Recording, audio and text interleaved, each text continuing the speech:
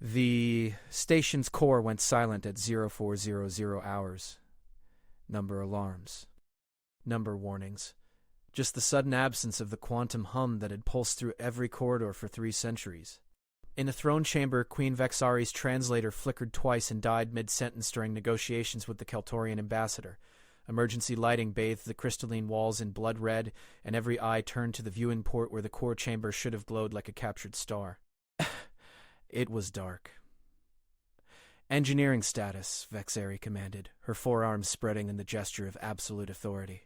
Her carapace plates shifted, revealing the bioluminescent patterns that marked her as sovereign of the Nexus Station, hub of 17 civilizations, home to 40,000 souls, and the single most critical waypoint in this sector of space. Without the core, they had 72 hours of backup power. Then life support would fail. Captain Throlix of the Royal Guard touched his comm unit. Static. He tried the hard line. Nothing. "Your Majesty, communications are down.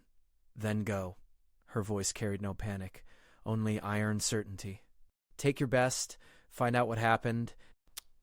Throlix selected 4 guards and moved through corridors already growing cold. They passed civilians huddled in doorways, their varied enemies united by the universal language of fear. A Keltorian merchant clutched her spawn sack. 2 Varin technicians whispered prayers to their plasma gods. A human child, no more than 7 standard years, pressed against her mother's leg and stared as the guards swept past.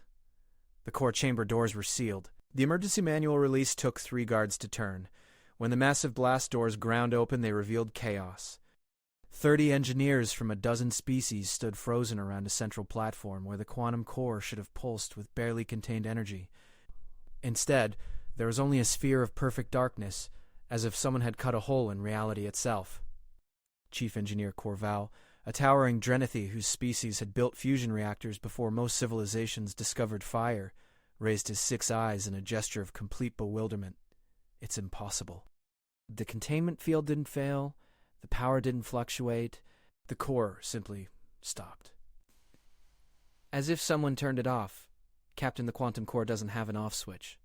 It's a controlled singularity. It either exists or it catastrophically fails. This, he gestured at the void, this shouldn't be possible. A junior engineer, a Keltorian named Plix, added, "We've run every diagnostic we can without main power. The containment field is intact. The fuel reserves are full. Every system reads nominal except for the one that matters. There's no quantum reaction happening." In its depths, something seemed to move. Has anyone entered the containment area? The radiation alone would kill most species in seconds, even with the core dormant. Most species? Corval's translator hesitated. Theoretically, a few species have sufficient radiation resistance to survive brief exposure. The Vrin, perhaps. The crystalline Shathcore. But even they would suffer cellular damage within minutes, and none of them have the technical knowledge to... "Someone did this." Throlix turned to his guards. "Station-wide search. I want every person accounted for, every access log reviewed. Someone got to this core." The search took 6 hours. Throlix returned to the throne chamber as Queen Vexari reviewed reports on a datapad powered by precious emergency reserves. Around her, the Council of Species representatives argued in low, urgent voices. "Your Majesty," Throlix reported, "we have accounted for all essential personnel. No unauthorized access to the core chamber, no signs of sabotage.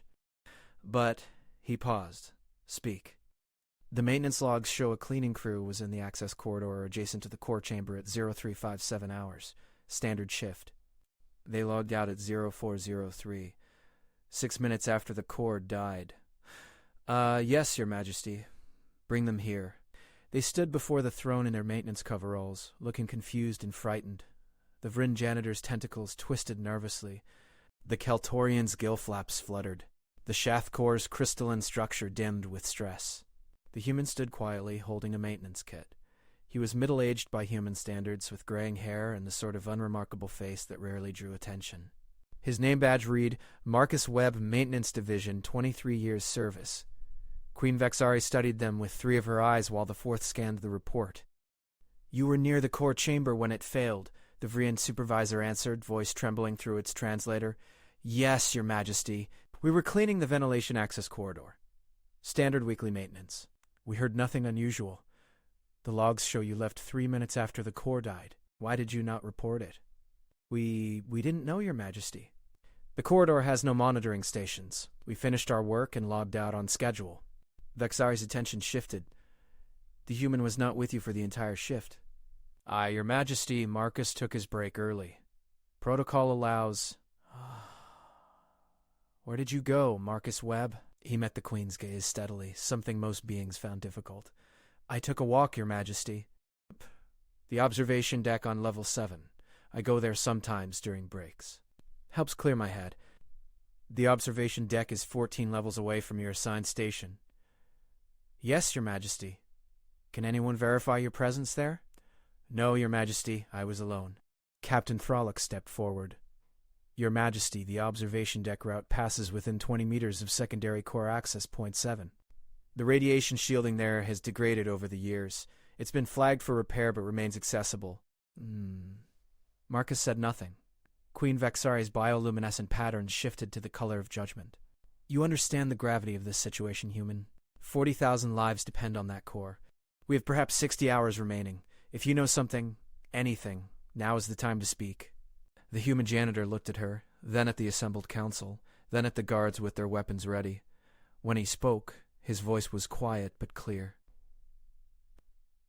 Your Majesty, with respect, I think the question you want to ask is not where I went, but who fixed the core. The chamber erupted. Silence. Vexari's command cut through the chaos like a blade. Her forearms spread wide, and her patterns flared with authority that had commanded fleets. The room fell quiet instantly. She leaned forward on her throne, all 4 eyes fixed on the human. Explain. The core didn't fail, Your Majesty. It was dying. Has been for about 3 months. The quantum cascade was degrading 0.003% per day. Not enough for anyone to notice in the standard readings, but enough that in another month, maybe 6 weeks, it would have collapsed completely, taken the whole station with it. Chief Engineer Corval pushed forward. That's impossible. We monitor the core constantly. There was no degradation. You monitor what the core tells you to monitor, Marcus said. The quantum computer that manages the containment field? It was compensating. Hiding the problem. Probably didn't even know it was doing it, just following its directive to maintain optimal readings. Even if that were true, Corval's voice held barely restrained anger. How would a maintenance worker know about it? You have no technical training in quantum systems. Marcus smiled, but there was no humor in it. I have 23 years of walking past that core every week. 23 years of feeling it hum through the deck plates. You get to know a rhythm like that. 3 months ago, the rhythm changed. Not much. Just a little flutter. Like a heartbeat with an occasional skip. You're saying you diagnosed a failing quantum core by feeling vibrations through the floor? A council member, some crystalline species whose name Marcus had never learned, spoke with obvious skepticism? No, ma'am. I'm saying I noticed something wrong. So I looked into it. Spent my breaks reading technical manuals in the archive. Talked to some retired engineers at the mess hall. Learned enough to be dangerous. Queen Vexari's patterns had shifted to a color Marcus didn't recognize. And what did you learn? That the core's harmonic resonance was off. That the quantum field was slowly losing coherence. And that if someone didn't manually recalibrate the containment parameters, the automated systems would keep trying to compensate until they couldn't anymore. Then it would all come apart at once. Recalibration requires access to the core interface, Thralic said. Access that requires clearances you don't have. Yes, sir. I know. I read that part too. Marcus's expression didn't change. Humans have higher radiation tolerance than most. Not immunity, but tolerance. Enough to survive maybe 10-15 minutes of exposure if the core was already partially shut down.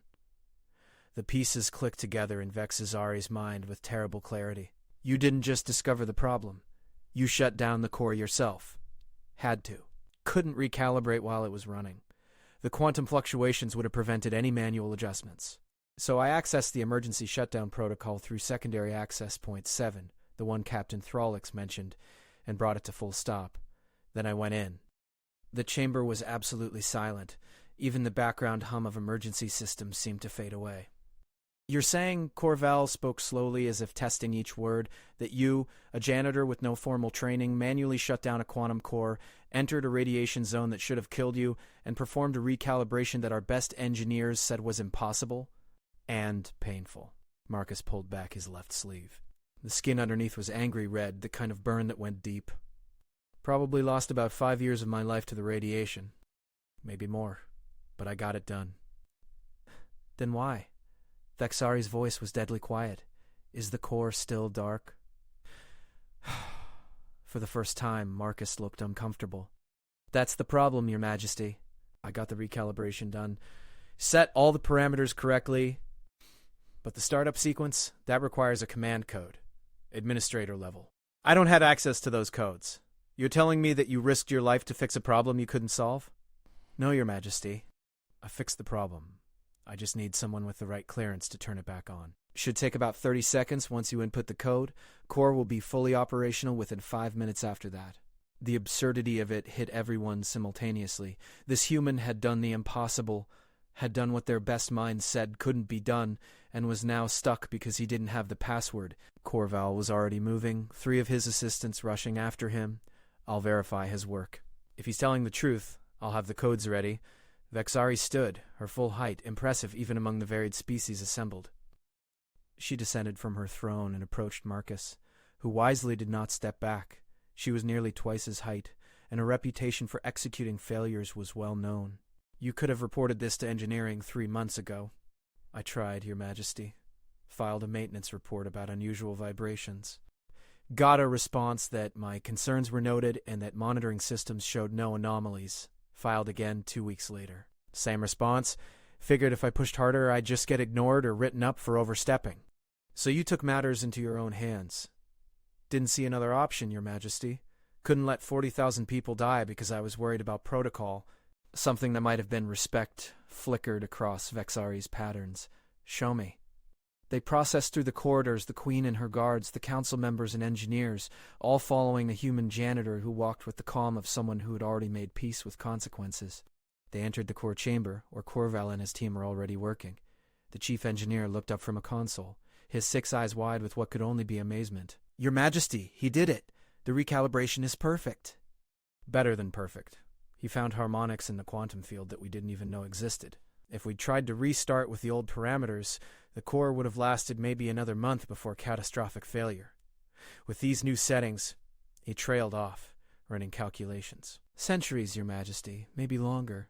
Can we restart it? I have the codes ready. Just awaiting your command. Vexari turned to Marcus.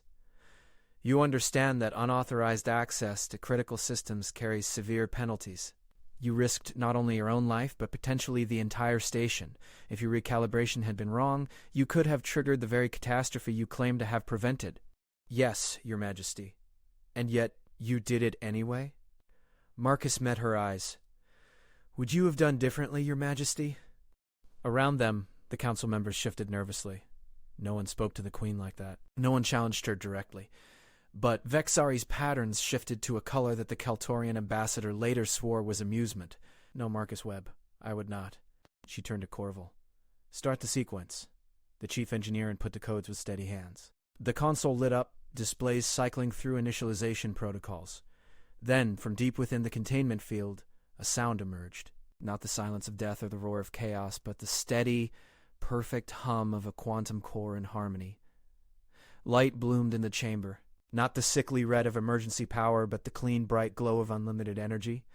The core pulsed like a newborn star, each cycle stronger than the last. Systems throughout the station began reporting green. Life support stabilized. Gravity normalized. Communications came online. Someone started clapping, then another. Soon the entire chamber echoed with applause from beings whose species had never even met until they came to Nexus Station.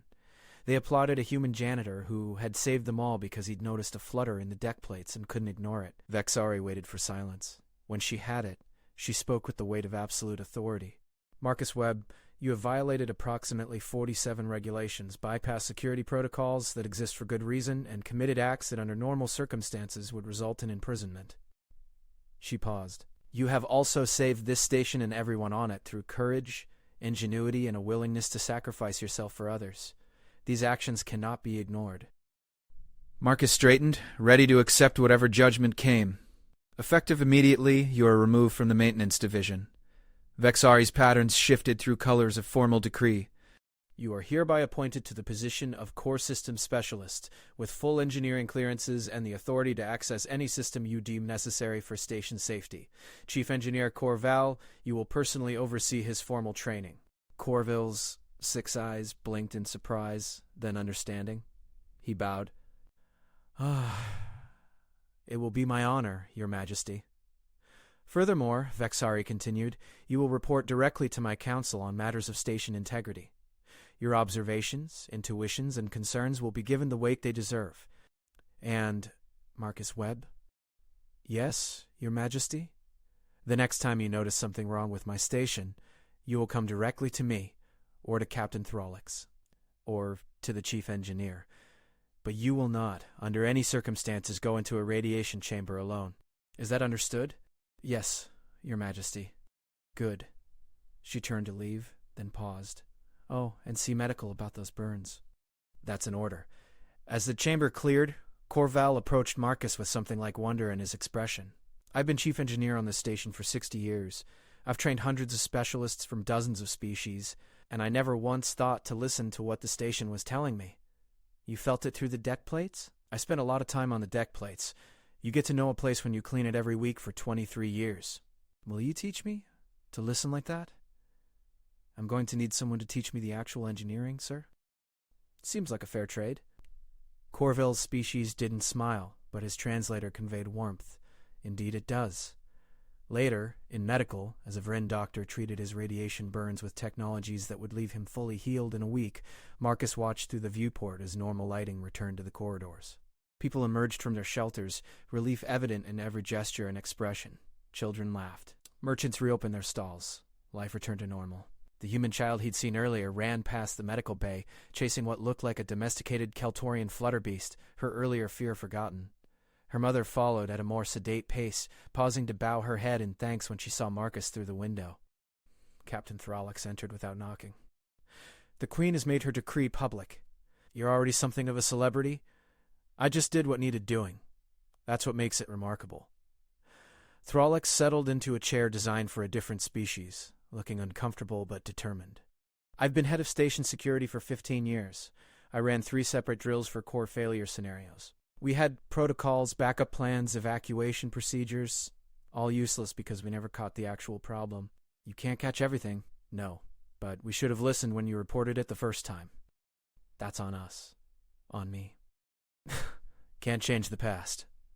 No, Throlix agreed, but we can learn from it. The Queen is implementing new protocols. Any maintenance worker who reports an anomaly gets a full engineering review. No more automated dismissals. Your instincts saved the station. We need to make sure we don't ignore the next person who notices something we've missed. Marcus nodded, wincing as the doctor applied something that stung.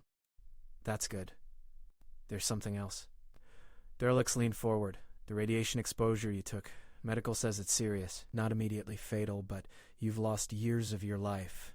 Maybe decades. And there will be long-term effects. That you sacrifice so much? Marcus thought about the child chasing her flutterbeast, about the Kaltorian merchant and her spawn sack, about 40,000 souls who would wake up tomorrow not knowing how close they'd come to death. No, he said simply. It doesn't bother me at all.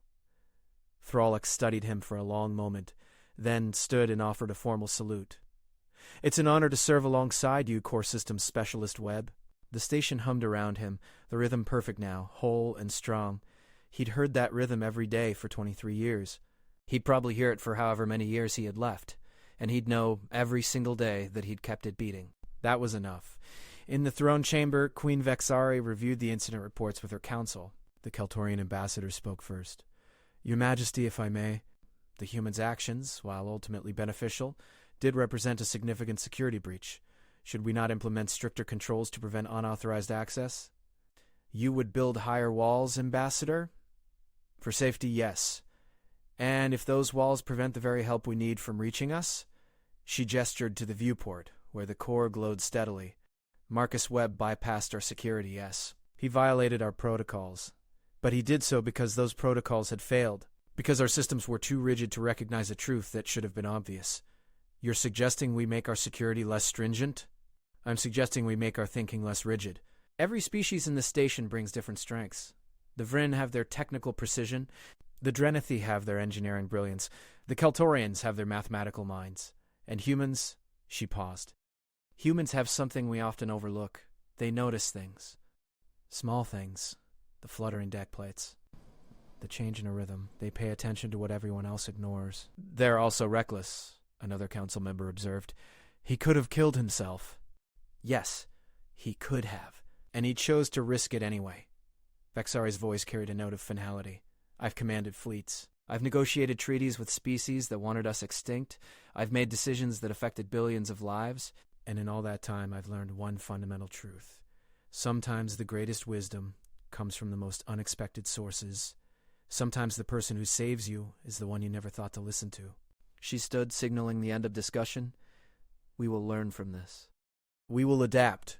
We will be better. And we will remember that every voice matters, from the queen on her throne to the janitor in the corridors. That is how we survive. That is how we thrive.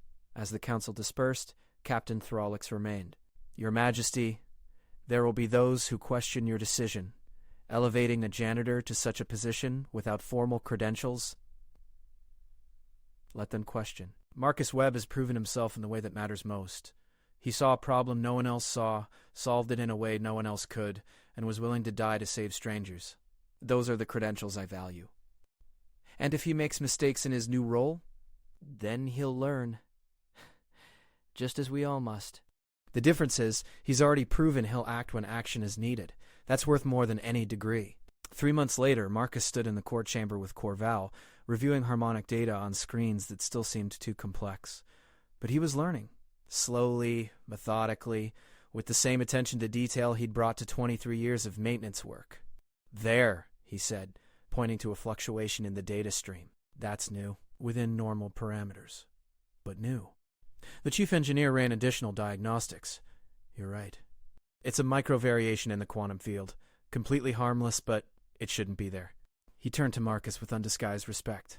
How did you even notice that? The pattern's off. The pattern is within 0.001% of optimal. 3 hours later, they discovered a microscopic fracture in one of the containment field emitters. Left unchecked for another year, it would have caused exactly the kind of degradation Marcus had felt 3 months ago. The emitter was replaced during the next maintenance cycle. Word spread. The janitor who felt problems before they existed. The human who heard what machines couldn't say. Other maintenance workers started reporting anomalies they'd noticed but dismissed. Engineers started taking those reports seriously. The culture of Nexus Station shifted, one small change at a time. Marcus still took his breaks on the observation deck. Still walked the corridors during quiet hours. Still paid attention to the rhythms and patterns that others ignored. But now, when he noticed something, people listened. And the station hummed on, perfect and whole, watched over by a queen who had learned to value wisdom wherever it emerged, and protected by a former janitor who had never stopped caring about the place he'd spent half his life keeping clean. 40,000 souls lived and worked and raised families in the corridors of Nexus Station. Most of them never knew how close they'd come to death. But Marcus knew, and every day when he felt the steady pulse of the quantum core through the deck plates, he smiled and went back to work. The station had become more than a job. It was home, and home was worth protecting, no matter the cost.